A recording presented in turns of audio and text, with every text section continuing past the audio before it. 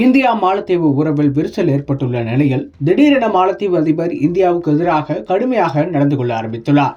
India மாலத்தீவு இடையே மோதல் அதிகரித்து வரும் நிலையில் மாலத்தீவில் உள்ள படைகளை வரும் மார்ச் 15ஆம் தேதிக்குள் இந்தியா திரும்பப் பெற வேண்டும் என்று மாலத்தீவு அதிபர் முகமது மொய்சு கோரிக்கை விடுத்துள்ளார். கடந்த சில காலமாகவே இந்தியா மாலத்தீவு இடையேயான உறவு கடுமையாக பாதித்துள்ள நிலையில் இது முக்கியமானதாக பார்க்கப்படுகிறது. இதற்கான காரணம் என்ன, இப்போது இந்த அறிவிப்பு வரை என்ன காரணம் என்பது குறித்து பார்க்கலாம்.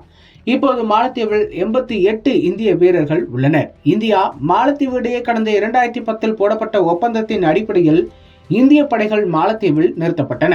மருத்துவம் தொடங்கி பல வழிகளில் அங்குள்ள மக்களுக்கு இந்தியா உதவி வருகிறது. இரு நாடுகளுக்கிடையே இத்தனை ஆண்டுகளாக இருந்த நல்லுறவு கடந்த சில காலமாக கடுமையாக பாதிக்கப்பட்டுள்ளது. இதற்கு முன்பு மாலத்தீவு அதிபராக இருந்தவர் இந்தியா சார்பு நிலைப்பாட்டை எடுத்திருந்தார். ஆனால் தற்போதைய அதிபர் மொய்சு இந்தியா சார்பு நிலைப்பாட்டிலிருந்து விலகி சீனா ஆதரவு நிலைப்பாட்டை எடுத்துள்ளார். அவர் தனது பிரச்சாரத்திலேயே இந்தியா அவுட் என்ற பிரச்சாரத்தை முன்னெடுத்து தேர்தலை சந்தித்தார். தற்போதைய அதிபர் மொய்சு சீன ஆதரவு நிலைப்பாட்டை கொண்டவராகவே இருக்கிறார். இந்த சூழலில் தான் அவர் இந்திய ராணுவத்தை வெளியேற கெடு விதித்துள்ளார். மாலத்தீவில் மீட்பு பணிகளை மேற்கொள்ள 2 ராணுவ அட்வான்ஸ்டு லைட் ஹெலிகாப்டர்களை இந்தியா மாலத்தீவுக்கு பரிசாக அனுப்பி வைத்தது.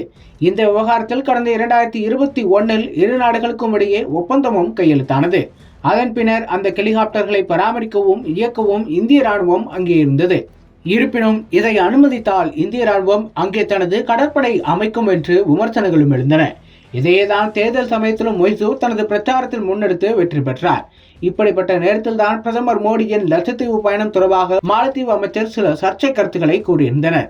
இதுவே இரு நாடுகளுக்கும் இடையேயான உறவை கடுமையாக பாதித்தது. மேலும் மாலத்தீவு அதிபர் மொய்சு சமீபத்தில் தான் சீனாவுக்கு சென்று திரும்பினார். இந்திய பெருங்கடலில் அதன் இருப்பை அதிகரிக்க மாலத்தீவில் தனது செல்வாக்கை விரிவுபடுத்த சீனா திட்டம் போடுகிறது. சீனாவுக்கு செல்லும் எண்ணெயில் சுமார் 80% மாலத்தீவு அருகேதான் செல்கிறது. இதன் காரணமாகவே மாலத்தீவை தனது கட்டுப்பாட்டில் கொண்டுவர சீனா விரும்புகிறது.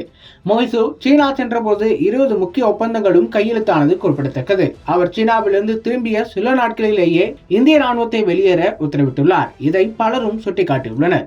சீனாவில் இருக்கும் இந்திய ராணுவத்தை வெளியேற்ற மொய்சு உத்தரவிட்ட போதிலும் இந்த விவகாரத்தில் இந்திய வெளியுறவுத்துறை அமைச்சகம் எந்த ஒரு கருத்துக்களையும் கூறவில்லை. சீனாவுக்கும் மாலத்தீவுக்கும் இடையே நெருக்கம் அதிகரித்து வருவது இந்திய பெருங்கடல் பகுதியில் இந்தியாவுக்கு சிக்கலை தரலாம் என்பதே தற்போது வல்லுநர்களின் எச்சரிக்கையாக இருக்கிறது.